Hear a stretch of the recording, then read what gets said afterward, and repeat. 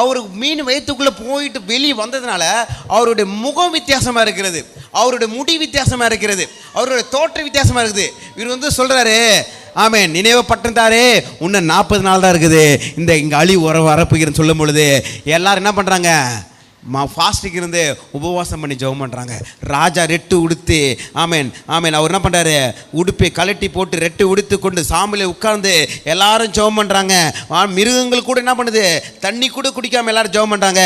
ஜெபம் பண்ணும்போது ஆண்டவர் என்ன பண்ணுறாரு, அங்கே மனஸ்தாபப்படுகிறது அவ பார்க்கிறோம். 10ஆம் வசனம் 3ஆம் அதிகாரம் 10ஆம் வசனம் சொல்லுது, அவர் தங்கள் பொல்லாத வழிகளை விட்டு திரும்பினார் என்று தேவன் அவர்களுடைய கிரியைகளை பார்த்து தாம் அவர்களுக்கு செய்வேன் என்று சொல்லியிருந்த தீங்கை குறித்து மனஸ்தாபப்பட்டு அதை செய்யாது இருந்தார். கரங்களை தட்டி மையப்படுத்துங்க. திருப்பி சொல்றீங்க, நாம் மனம் திரும்பினா நம்ம தீங்கு வருவதில்லை, நாம் மனம் திரும்பினால் தீங்கு வருவதில்லை.